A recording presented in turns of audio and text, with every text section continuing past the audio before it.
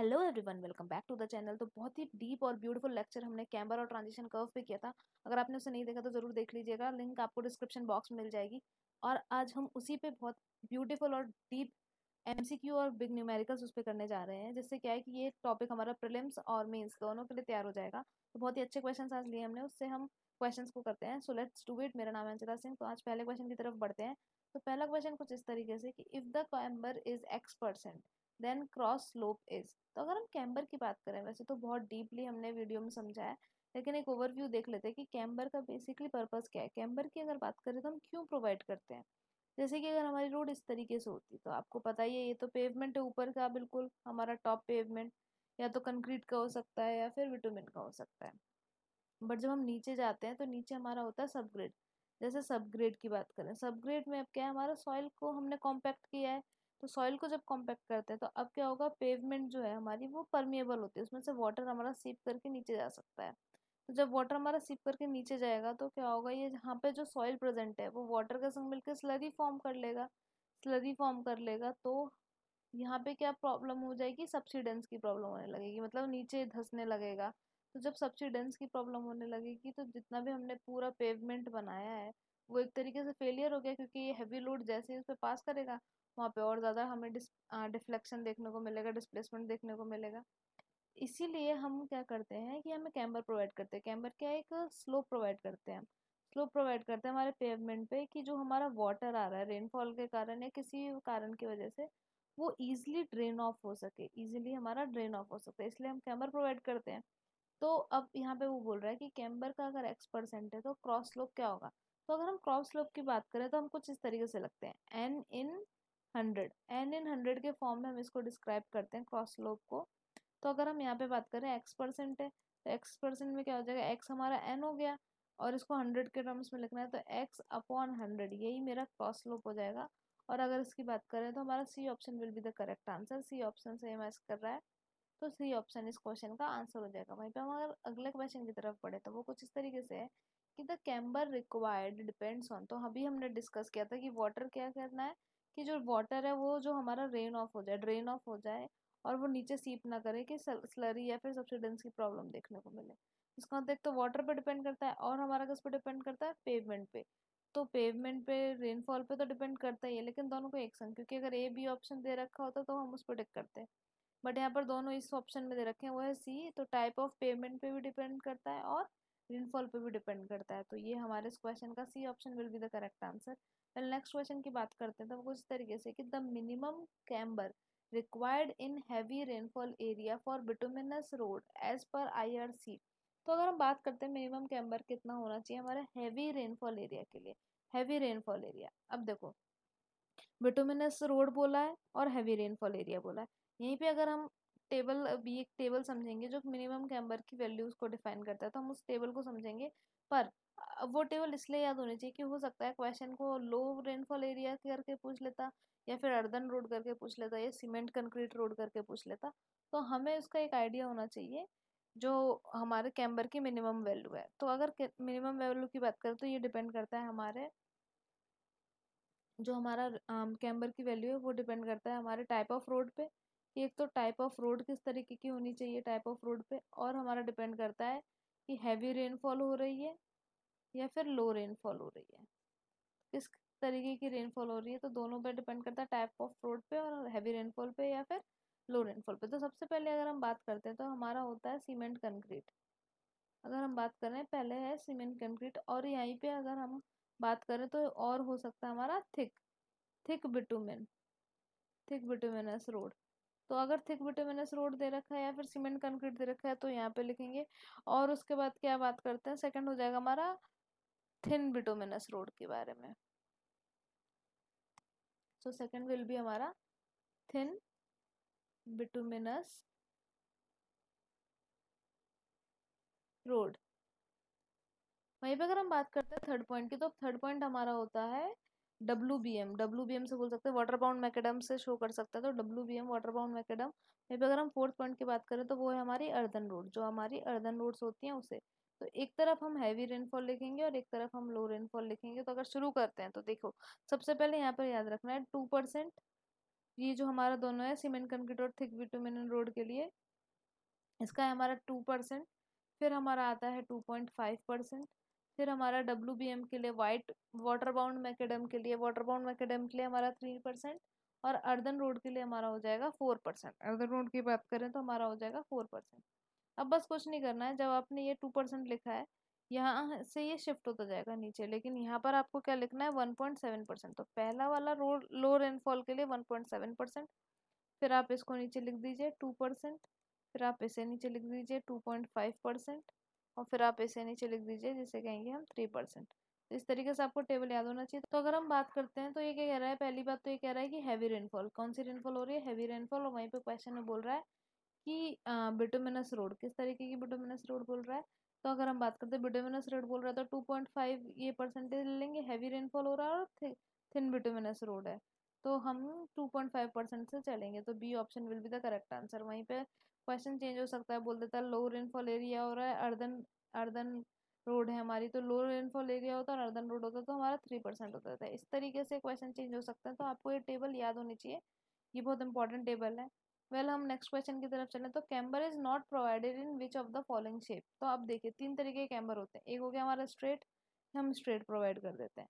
एक होता है हमारा पैराबोला, हम इस तरीके से प्रोवाइड करते हैं। और एक होता है combination of straight and parabola, जैसे इस तरीके से होगा, फिर पैराबोला और फिर स्ट्रेट, इसको बोलते हैं कंपोजिट। हम जब बात करते हैं कैम्बर की तो इस वाले को बोलते हैं हम कंपोजिट। तो कॉम्बिनेशन होता है स्ट्रेट और पैराबोला का। क्या होता है कि स्ट्रेट में हमारा स्लो मूविंग व्हीकल के लिए अच्छा है, स्ट्रेट वाले जो कैम्बर है हमारे स्लो मूविंग व्हीकल के अच्छा है। और कंक्रीट की जो हमारी होती है सीमेंट कंक्रीट की जो रोड है उसके लिए स्ट्रेट वाला अच्छा है।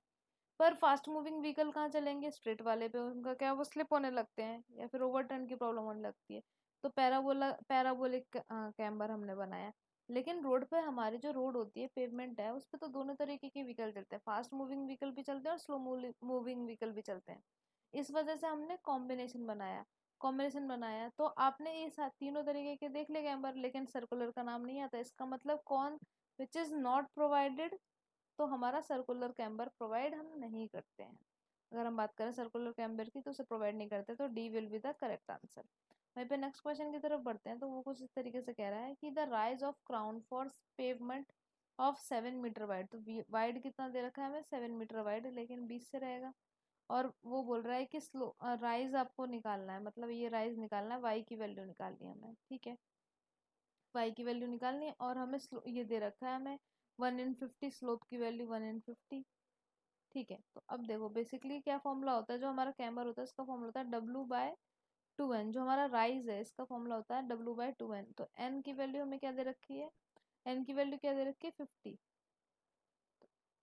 50 और 2 हो गया नीचे हमारा, और ऊपर W में क्या हो जाएगा हमारा 7। तो अगर इसको सॉल्व करेंगे तो ये क्या हो जाएगा 7/100, 7/100 हो जाएगा, तो ये हो जाएगा 0.07, 0.07। अगर हम बात करते हैं ये फॉर्मूले की, तो फॉर्मूला किस तरीके से आता है, तो जैसे हमें टेन थीटा पता है, टेन थीटा क्या होता है हमारा परपेंडिकुलर अपॉन बेस होता है। तो टेन थीटा यहाँ पर क्या हो जाएगा हमारा, ये जो स्लोप हमें गिवन है ना 1/50, तो हम यहाँ पे लिख लेंगे 1/50। और परपेंडिकुलर हमारा हो जाएगा y, और बेस हमारा हो जाएगा, देखो 7 मीटर पूरा बिड्थ है, तो हम 7/2 लेंगे क्योंकि हम एक साइड का ट्राइंगल का ले रहे हैं, तो 7/2।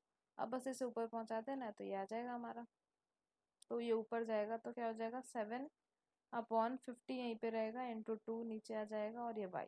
तो इस तरीके से भी आप कर सकते हो, और फॉर्मूला भी याद रख सकते हो कि अगर हमारा स्ट्रेट स्ट्रेट कैम्बर है तो फॉर्मूला हमारा राइस का क्या होता है W/2n। तो कैसे भी कर सकते हो, फॉर्मूला याद कर सकते हो या फिर इस तरीके से निकाल सकते हो, पर आंसर हमारा सेम ही आएगा, जो कि है 7/100, जो कि हो जाएगा 0.07। वहीं पर अगर हम बात करते हैं नेक्स्ट क्वेश्चन की, तो नेक्स्ट क्वेश्चन कहता है कि relation between gradient and camber. तो अगर हम बात करते हैं ग्रेडियंट और कैम्बर की, तो कुछ इस तरीके से जो ग्रेडियंट होता है हमारा वो कैम्बर के ट्वाइस होता है। जो भी हमने कैम्बर के भी टेबल में वैल्यू देखी थी उसके ट्वाइस हमारा होता है कैम्बर ग्रेडियंट। तो कैम्बर में जब हम ट्वाइस कर देंगे, उसका 2 से मल्टीप्लाई कर देंगे, तो वो हमारा ग्रेडियंट के बराबर हो जाएगा। तो पहला ऑप्शन गलत हो गया। यहीं पे अगर हम बात करें तो ये कह रहा है ग्रेडियंट इज इक्वल टू कैम्बर/2, ये भी गलत हो गया।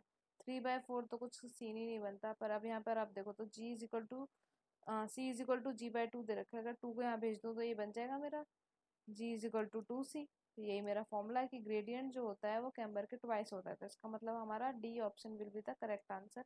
ये ऑप्शन हमारा करेक्ट है। वेल नेक्स्ट क्वेश्चन कहता है कि in which of the following types of curve does the radius decrease linearly from infinity to zero. सबसे पहली बात तो हमें ये बताएं कि ट्रांजिशन आइडियल ट्रांजिशन कर्व क्या होता है। तो ट्रांजिशन कर्व हम कहाँ प्रोवाइड करते हैं, मैं यहाँ पे एक ब्रीफ बता देती हूँ, लेकिन आप वीडियो देख सकते हैं।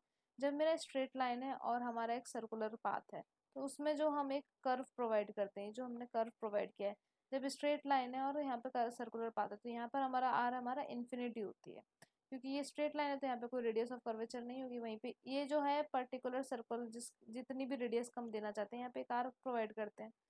तो इन्फिनिटी से लेके एक पर्टिकुलर आर के बीच में अगर हम सीधे स्ट्रेट लाइन स्ट्रेट रोड पे चल रहे हैं और एक सर्कुलर कर्व प्रोवाइड करते हैं, तो हमें बहुत ज़्यादा जर्क फील होगा और एस्थेटिक व्यू भी अच्छा नहीं होगा। तो बहुत सारे पॉइंट्स के लिए हम मतलब कि एक तो जर्क फील ना हो, सुपर एलिवेशन को हम इंट्रोड्यूस करा सकें और एस्थेटिक व्यू बहुत अच्छा लगे, इस वजह से हम ट्रांजिशन कर्व को प्रोवाइड करते हैं। तो ये सारे रीज़न तो हो गए। तो अब हमारा जो क्वेश्चन है वो इस तरीके से पूछ रहे हैं कि जो हमारा ट्रांजिशन कर्व है, आइडियल ट्रांजिशन कर्व है, जिसमें हम इन्फिनिटी से एक पर्टिकुलर आर की तरफ जाते हैं, तो ऐसा कौन सा कर्व है जो डिक्रीज करता है linearly from infinity to zero. तो अगर हम बात करते हैं क्लोथॉइड की, क्लोथॉइड को स्पाइरल भी कहते हैं, स्पाइरल, तो हम बेसिकली स्पाइरल कर्व को इंट्रोड्यूस कराते हैं, स्पाइरल कर्व को यूज़ किया जाता है आइडियल ट्रांजिशन कर्व में। बट वहीं पर अगर हम बात करें रेलवेज में कौन सा ट्रांजिशन कर्व यूज़ करते हैं, तो वो है circular curve, circular transition curve. लेकिन अगर हम स्ट्रेट रोड की या फिर अपने हाईवेज पे बात करें, तो हम स्पाइरल या क्लोथॉइड को यूज़ करते हैं। वहीं पे अगर हम नेक्स्ट क्वेश्चन की तरफ बढ़े, तो नेक्स्ट क्वेश्चन कुछ इस तरीके से कि the transitional property of lemniscate curve is disrupted when its deflection angle is around. तो सबसे पहली बात तो हमारे पास तीन तरीके के ट्रांजिशन कर्व है, एक बार उससे देख लेते हैं। जिसका पहला है हमारा स्पाइरल या फिर क्लोथॉइड बोलते हैं। तो ये लाइन थोड़ी स्ट्रेट नहीं है, लेकिन आप समझ लीजिएगा। तो जो स्पाइरल कर्व होता है वो हमारा यूज़ करते हैं हम, जो स्पाइरल कर्व है वो यूज़ करते हैं हम हाईवेज में यूज़ किया जाता है। अगर वहीं पे हम बात करें, तो दूसरा हमारा होता है ये बर्नौली लेमनिस्केट, जिसके बारे में क्वेश्चन पूछा गया है। तो बर्नौली लेमनिस्केट की बात करें तो कुछ इस तरीके से शो होता है। वहीं पे अगर हम बात करते हैं थर्ड वन की, तो वो है हमारा क्यूबिक पैराबोला। इसको दूसरे कलर से दिखाती हूँ। तो ये हो जाएगा मेरा क्यूबिक पैराबोला। तो ये है मेरा एक क्यूबिक पैराबोला। क्यूबिक पैराबोला ये हमारा रेलवेज में यूज़ किया जाता है। वहीं पे अगर हम बात करें इसकी, ये जो ब्लू कलर से हम शो कर रहे हैं, ब्लू कलर से जो शो कर रहे हैं, इसको हम बोलेंगे यही लेमनिस्केट, जो परनोली लेमनिस्केट होता है, इसको ही बात कर रहे हैं। तो अब वो बोल रहा है कि डिफ्लेक्शन एंगल कहाँ से डिस्टर्ब होने लगता है। तो अगर हम 30 डिग्री तक बात करें, तो जब 30 डिग्री तक जाते हैं, तो अगर इसमें बात करते हैं तो 30 डिग्री तक ये यूनिफॉर्म शो करता है, यूनिफॉर्म नेचर इसका रहता है। लेकिन जैसे ही हम 60 डिग्री को क्रॉस कर जाते हैं, जैसे ही 60 डिग्री को क्रॉस कर जाते हैं, तो जो ट्रांजिशन बिहेवियर है वो डिसरप्ट होने लगता है। कौन से एंगल के बाद? तो डिस्टर्ब कौन से एंगल के बाद होने लगता है? 60 डिग्री के बाद ये डिस्टर्ब होने लगता है। तो ये वाला आंसर करेक्ट हो जाएगा। लेकिन यही अगर वो पूछ लेता है कि लेमनिस्केट में किस एंगल तक यूनिफॉर्मिटी रहती है, हमारे यूनिफॉर्मिलिटी रहती है, तो 30 डिग्री तक। लेकिन 60 डिग्री के बाद ये डिसरप्टिव बिहेवियर शो करने लगता है ट्रांजिशन कर्व। नेक्स्ट क्वेश्चन कहता है कि the type of transition curve that is generally provided in hill roads. तो जो हमारे हाईवेज हैं या फिर हिल रोड्स हैं, वहाँ पर हम कौन सा कर्व प्रोवाइड करते हैं? तो हम स्पायरल कर्व प्रोवाइड करते हैं। इसको ही क्लोथॉइड भी बोलते हैं, जो अभी हमने देखा था। तो अगर हम उसकी बात करते हैं, इसको भी हम क्लोथॉइड बोलते हैं। तो आप याद रखिएगा, क्लोथॉइड। तो स्पायरल कर्व या क्लोथॉइड ही हमारे हिली रोड्स जो हैं, हिली रोड्स हैं, वहाँ पर ये ट्रांजिशन कर्व प्रोवाइड किया जाता है। यहाँ तक हमारे कुछ एमसीक्यू थे, लेकिन अब हम एक लॉन्ग क्वेश्चन की तरफ बढ़ते हैं। तो लॉन्ग क्वेश्चन हमारा कुछ इस तरीके से है। तो वो बोल रहा है कि calculate the length of transition curve. सबसे पहली बात हमें क्या फाइंड करना है? हमें लेंथ फाइंड करनी है ट्रांजिशन कर्व की, जिसका स्पीड दे रखा है हमें 65 किलोमीटर पर आवर। तो ठीक है, हमें एक स्पीड दे रखी है, वी की वैल्यू दे रखी है 65 किलोमीटर पर आवर, और हमें आर दे रखा है, आर की वैल्यू दे रखी है 220 मीटर। हमें एन की वैल्यू भी दे रखी है 150। अगर 150 दे रखा है, इसका मतलब किस तरीके का प्लेन है? हमारा प्लेन टेरेन है। जब आईआरसी में देखोगे तो प्लेन एंड रोलिंग टेरेन है, हमें ये पता चलता है इनकी वैल्यू से। और हमें पेवमेंट विद एक्स्ट्रा वाइडनिंग की भी वैल्यू दे रखी है, जो कि 7.5 और सुपर एलिवेशन की भी वैल्यू दे रखी है 0.7। तो अगर हम बात करते हैं ट्रांजिशन कर्व की, तो सबसे पहला क्राइटेरिया की अगर बात की जाए तो सबसे पहला क्राइटेरिया के लिए हम यूज़ करते हैं due to rate of centrifugal. तो rate of change of centrifugal होता है, तो जब ये वाली कंडीशन होगी तब हमारा कितना फॉर्मूला लगेगा। तो हम इसकी बात करते हैं कि rate of change of centrifugal होगा तब हमारा क्या ट्रांजिशन कर्व की वैल्यू आएगी। तो फॉर्मूला कुछ इस तरीके से है, जी होता है ये 0.0215 वी। अब यहाँ पे जो वी है मेरा कैपिटल में, मतलब वी मेरा यहाँ पर किस में है, किलोमीटर पर आवर में, ठीक है। तो यहाँ पे हो जाएगा 0.0215 v cube upon c and r. तो अब देखो सी की वैल्यू क्या होती है, अगर हम सबसे पहले सी की वैल्यू की बात करें तो वो होता है 80/75 प्लस वी, यहाँ पर भी कैपिटल वी है तो किलोमीटर पर आवर में रखेंगे, तो 80/75 प्लस हमारा वी की वैल्यू कितनी गिवन है क्वेश्चन में देखना पड़ेगा 65। तो अगर वी की वैल्यू को 65 पुट करते हैं तो हमारा सी की वैल्यू क्या आएगी। अब सी की वैल्यू हमारी आ रही है 0.57 मीटर क्यूब पर सेकेंड। यूनिट का बहुत ध्यान रखना है, और आपको एक और पॉइंट यहाँ पे याद रखना है कि जो सी की वैल्यू होती है वो वेराई करती है हमारी 0.5 से लेके 0.8 के बीच में। तो अब देखो ये इसके बीच में आ रही है तो हम इस वैल्यू को ले लेंगे, पर मान लो अगर इसके बीच में नहीं आती तो आपकी मर्जी है, आप 0.5 ले सकते थे या इसके बीच में कुछ ले लेते। तो इसके बीच में आ रही है तो हम यही वैल्यू को ले लेंगे। तो ठीक है, हमें सी की वैल्यू मिल गई, वी की वैल्यू पता है, आर की वैल्यू पता है, तो पुट करते हैं। तो एल एस की वैल्यू में पुट किया तो 0.0215 वी क्यूब हमारा 65 का होल क्यूब, 65 का होल क्यूब अपॉन, तो हमारा सी की वैल्यू आ गई 0.57, 0.57, और आर की वैल्यू है हमें देखनी पड़ेगी 220। तो आर की वैल्यू की बात करते हैं तो वो 220 है। और जब आप कैलसी से सॉल्व करेंगे, जब इसको कैलसी से सॉल्व करेंगे वैल्यू पुट करके, तो आपकी एल एस की वैल्यू आएगी 47.08, 47.08 मीटर। तो पहले कंडीशन में हमारा आ गया है, इसको हम पहला मान लेते हैं। तो पहली कंडीशन में जो due to change of rate of centrifugal acceleration की वजह से आया है तो वो है 47.08। वहीं पे अगर हम बात करते हैं सेकंड पॉइंट की, तो सेकंड हमारा किसकी वजह से होता है, तो हम चेंज करते हैं ड्यू टू, ये जो हमारी होती है ये होता है due to rate of change of super elevation. तो हम सुपर एलिवेशन जो प्रोवाइड करते हैं या तो हम सेंटर से प्रोवाइड कर सकते हैं, इनर टू आउटर प्रोवाइड करते हैं, या फिर हम सेंटर लाइन के अकॉर्डिंग प्रोवाइड करते हैं। दोनों में से कोई भी कंडीशन ले सकते हो। तो मोस्टली हम सेंटर लाइन से करते हैं, जब तक हमें कुछ नहीं बोला तो यहाँ पे हम एज्यूम कर सकते हैं सेंटर लाइन से करेंगे। तो due to change in super elevation के चेंज की वजह से, तो इसका फॉर्मूला क्या होता है, W प्लस डब्ल्यू ई। अब यहाँ पे क्या है, आप देख सकते हो कि जो हमारा रेडियस है वो 220 मीटर है, मतलब आर की वैल्यू हमारी किससे कम है, 300 मीटर से कम है। इसका मतलब मुझे एक्स्ट्रा वाइडनिंग प्रोवाइड करनी पड़ेगी, और एक्स्ट्रा वाइडनिंग के सहित हमें क्वेश्चन में वैल्यू दे रखी है, तो ये हमारे लिए अच्छी बात है। तो फॉर्मूला हो जाएगा rate of change of super elevation, हमने कहाँ से प्रोवाइड कर रहे हैं, तो हम सेंटर से प्रोवाइड कर रहे हैं। आप जब भी ये कंडीशन लिखोगे तो आप यहाँ साइड में लिख देना, उन्हें पता होना चाहिए कि हम सेंटर से प्रोवाइड कर रहे हैं। और यहाँ पे फॉर्मूला हो जाएगा W प्लस डब्ल्यू e into e n upon two, क्योंकि सेंटर से प्रोवाइड कर रहे हैं तो अपॉन टू हो जाएगा। तो अब हम नेक्स्ट पे चलते हैं, अपॉन टू की बात कर रहे हैं। तो अब हम अगर पुट करेंगे W प्लस डब्ल्यू ई की वैल्यू, तो इसको पुट कर देते हैं 7.5 हमारा W प्लस डब्ल्यू ई की वैल्यू दे रखी थी, इंटू 0.07 हमें ई की वैल्यू दे रखी थी, 150 हमें प्लेन एंड रोलिंग टेरेन के लिए दे रखा था, और अपॉन में टू हो जाएगा, अपॉन में टू हो जाएगा। जब इसको हम कैल्शियम वैल्यू पुट करके सॉल्व करेंगे तो हमारा कुछ इस तरीके से आंसर आएगा 39.37 मीटर। अगर हम बात करते हैं थर्ड पॉइंट की, तो थर्ड पॉइंट में क्या है, अब जैसे एन की वैल्यू 150 दे रखी है, इसका मतलब क्या है, प्लेन प्लेन टेरन हमने माना है, तो एज्यूम का करके भी लिख सकते हो, और थोड़ा सा उसकी वैल्यू को देख के भी आप दिमाग लगा सकते हो। तो प्लेन टेरन के लिए अकॉर्डिंग टू आईआरसी का जो एम्पेरिकल फॉर्मूला है वो ये हम यूज़ करेंगे यहाँ पर। तो वो बोलता है l s is equal to 2.7 v square upon r. ये हमारा कुछ वैल्यू है, तो अगर हम इसको पुट करें तो 2.7 वी स्क्वायर जो है, वी की वैल्यू क्या हो जाएगी हमारी 65 का होल स्क्वायर, और आर की वैल्यू हो जाएगी हमारी 220, आर की वैल्यू हो जाएगी हमारी 220। इसको सबको पुट करोगे तो आपकी वैल्यू आएगी 51.85, 51.85 ये मीटर हमारा आ गया एल एस की वैल्यू। तो अब ये तीनों क्वेश्चन, ये जो तीनों क्राइटेरिया के थ्रू हमने निकाल लिया, तो जो हमारी ट्रांजिशन लेंथ होती है वो इन तीनों क्राइटेरिया में जो सबसे मैक्सिमम वैल्यू उसको हम लेते हैं। तो मिनिमम जो हमारी ट्रांजिशन लेंथ की वैल्यू है वो जो हमारी पहली क्राइटेरिया था 47.08, दूसरा क्राइटेरिया मेरा आया था 39.37, 39.37, और थर्ड क्राइटेरिया में आया था हमारा 51.85। 51.85। तो इसमें से जो हमारा मैक्सिमम होगा उसको लेंगे। अगर हम इसकी बात करते हैं तो इसमें हमारा 51.85 हमारा मैक्सिमम वैल्यू है। तो इसमें से मैक्सिमम लेते हैं तो हमारा ट्रांजिशन लेंथ की अगर बात करें तो वो हो जाएगा हमारा 51.85 मीटर, जिसको आप एज्यूम कर सकते हो और लिख सकते हो 52 मीटर। तो 52 मीटर हमारा वैल्यू आ गई। वहीं पर हम नेक्स्ट न्यूमेरिकल की तरफ बढ़े, वो भी बहुत इंटरेस्टिंग है। इसको एज्यूम के ऊपर हमने लिया है। तो अगर इसकी तरफ बढ़े तो ये क्वेश्चन कुछ इस प्रकार से है। अ टू लेन, तो टू लेन नेशनल हाईवे, मतलब एन की वैल्यू मेरी क्या है 2।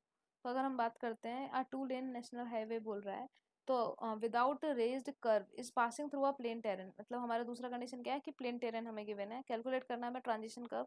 If the radius of circular, बहुत इंपॉर्टेंट लाइन है, if the radius of circular curve is equal to the minimum ruling radius, तो इसका मतलब मुझे आर की वैल्यू के लिए क्या करना पड़ेगा, मिनिमम रूलिंग रेडियस की वैल्यू को फाइंड करना पड़ेगा। और जितने भी डाटा आपको यूज करना है वो आईआरसी के थ्रू आप उसको अज्यूम कर सकते हो।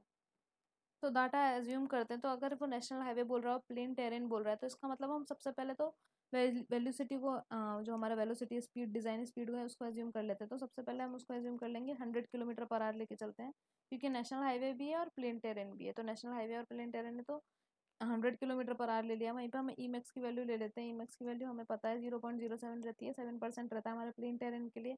अगर हम बात करें रेट ऑफ सुपर, आपको खुद बोल रहा है कि वो प्लेन टेरेन है, तो मतलब जो प्लेन टेरेन है उसमें रेट ऑफ सुपर एलिवेशन जो होता है वो क्या रहता है हमारा, रेट ऑफ सुपर एलिवेशन की अगर बात करें, रेट ऑफ सुपर एलिवेशन, तो वो हमारा हो जाएगा 1/50, 1/150, 1/150। तो 1/150 हमारा रेट ऑफ सुपर एलिवेशन हो जाएगा।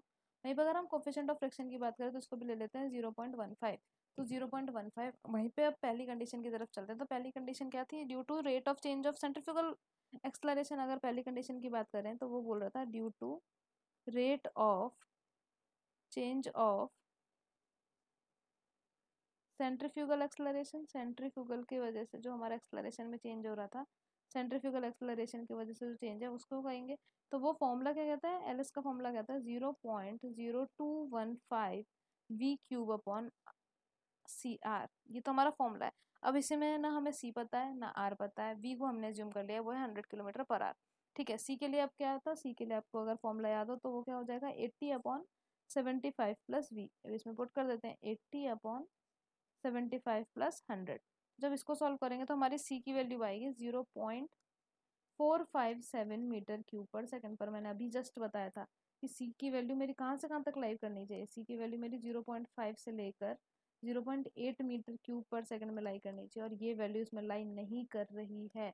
तो हम क्या करेंगे 0.5 मान लेते हैं, ये वैल्यू इसमें लाई नहीं कर रही है तो हमने क्या कर लिया, एज्यूम कर लिया सी की वैल्यू को एज्यूम कर लिया 0.5 मीटर क्यूब पर सेकेंड। वैल्यूज जो है हमने बहुत इंपॉर्टेंटली एज्यूम करी है 0.5 मीटर क्यूब पर सेकंड। और हमने ये 0.5 क्यों लिया है ये भी आप समझ गए होंगे कि जो सी की वैल्यू 0.5 से लेकर 0.8 के बीच में लेते हैं। वहीं पर अगर हम नेक्स्ट पॉइंट की तरफ बढ़े तो अब हमें मिनिमम इसमें वैल्यू में पुट करने के लिए आर को भी फाइंड करना पड़ेगा। तो आर को फाइंड करने के लिए हम क्या करेंगे, मिनिमम रूलिंग रेडियस निकालते हैं। तो मिनिमम रूलिंग रेडियस की बात करें तो ये कुछ इस तरीके से है कि वी स्क्वायर अपॉन 127 ब्रैकेट में ई प्लस एफ। तो हमें पता है वी स्क्वायर मतलब 100 का स्क्वायर, वहीं पे नीचे आ जाएगा 127 ब्रैकेट में 0.07 प्लस 0.15। जब इसको सॉल्व करोगे कैलसी में तो आपको आर मिनिमम की जो वैल्यू आ रही है वो क्या आएगी, आर मिनिमम की वैल्यू हमारी आएगी 357.9 मीटर, जिसको मैं अज्यूम कर लेती हूँ